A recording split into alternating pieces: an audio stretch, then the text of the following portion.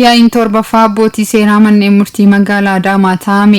Yaa'ichi dhaadannoo kenna tajaajila dijitaalessuun qulqullina kenna tajaajila abbaa seerummaa ni mirkaneessina jedhuun gaggeeffame. Kaayyoon ijoo yaa'ii kanaa hojiilee tajaajila abbaa seerummaa magaalaa Adaamaa keessatti kennaman gara sirna ammayyaa fi teekinooloojiin deeggarametti ceesisuun haqni saffisaa fi qulqullina qabu akka mirkanaa'u gochuufidha. Yaa'ii kanaan raawwiin hojii bara kanaa dhiyaachuudhaan hudhaalee jiran adda baasuu fi hojii dijitaalessuu gara fuulduraa irratti mariin gaggeeffamuun kallattiin hojii kaa'ameera. Pirezidaantiin mana murtii olaanaa magaalaa Adaamaa obbo Maamotusi manni murtii olaanaa magaalichaa ergamaa fi mul'ata hundeeffame bu'uureffachuun qulqullina abbaa seerummaa dabaluuf hojjechaa jira jedhani. Manneen murtii aanaalee kutaa magaalaa keenya bara 2015 hundeeffamanii bu'uura aangoo heeraa fi seeraan kennameef hojii kenna tajaajila abbaa seerummaa hojjechaa turanii jiru.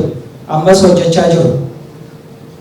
Ergamaa fi mul'ata ifa ta'e bu'uureffachuudhaan sirna hooggansa bu'aa irratti xiyyeeffate irratti hundaa'uudhaan qulqullina tajaajila abbaa seerummaa dabaluuf bu'aa qabeessummaa si'oominaa fi dhaqqabummaa tajaajila abbaa seerummaa dabaluudhaaf bilisummaa fi itti gaafatamummaa fi iftoomina manneen murtii fi abbaa seeraa cimsuudhaaf akkasumas gaarummaa bulchiinsa keessoo fi manneen murtii gara hiikootiitti jijjiiruudhaaf hojiiwwan garaagaraa yeroo garaagaraa hojjetamaatiin turanii jiru. Galmeewwan socho'aatiin turan 20,000 fi 544 keessaa galmeewwan 20,000 fi 35 furmaata argatanii jiru. Manneen murtii magaalaa Adaamaa keessatti yeroo jalqabaafis raawwiin haala addaatiin ta'e seenaa manneen murtii keessatti galmaa'ee kan hin beekne parsantii 97.52 galmeessuus dandeenyee jira. Yaa'icha irratti kan argaman pirezidaantiin itti aanaa mana murtii waliigalaa Oromiyaa obbo Birrii Tamaam tajaajila seeraa kennamuu teekinooloojiin deeggaruun kenna tajaajila seeraa ammayyeessuu fi manneen murtii Oromiyaa keessa jiran waraqaa maleessatti jijjiiruuf qindoominaan hojjetamaa jira jedhani. Dijitaalessuu wajjin wal qabatee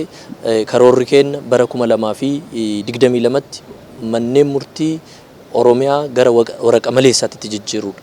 Kana osoo achuun gahin almost barakan warra abbaa taayitaa saayinsii fi teekinooloojii wajjiidhaan ta'uudhaan moosaajiin Oromiyaa Integrated Court Case Management System jedhamu almost bocamee hojjetamee develop ta'ee hojjetamee leenjiirra jira sadarkaa leenjiititti bara itti aanutti guutumaan guututti godinaalee mararratti hojiirra kan oolu ta'a.